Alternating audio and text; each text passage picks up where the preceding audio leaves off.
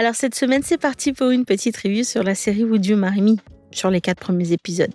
Avant tout, est-ce que ça va? Est-ce que tu as passé une bonne semaine? Alors Would You Marry Me, c'est l'histoire de Yumeri qui demande à Kim Woo-joo de se faire passer pour son mari pour récupérer une maison qu'elle a gagnée à une loterie. Pourquoi est-ce qu'elle lui demande ça?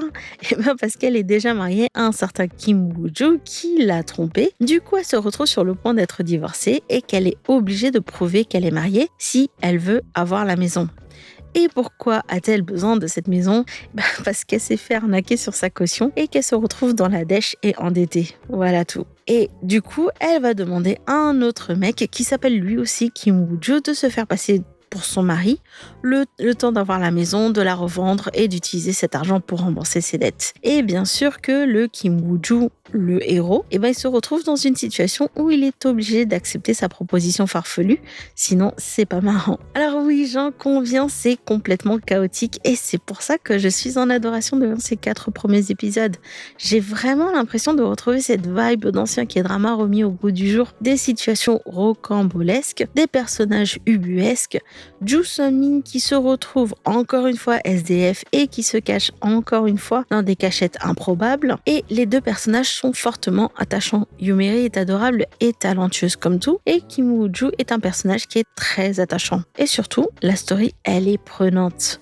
Il y a de l'humour assez bien dosé, les personnages autour ont l'air d'être assez logiques, même ce bouffon de Kim Woo-joo qui trouve normal de tromper. Rien que le preview de l'épisode 5 m'a donné envie de le baffer.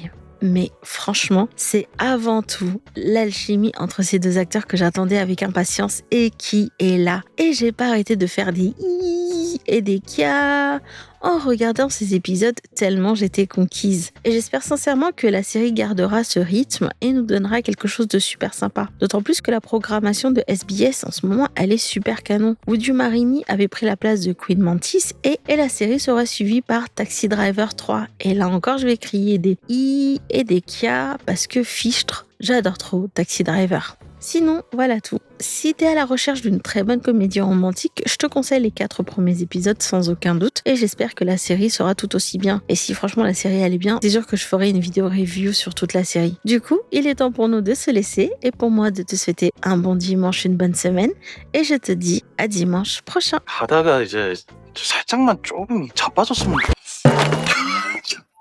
되네.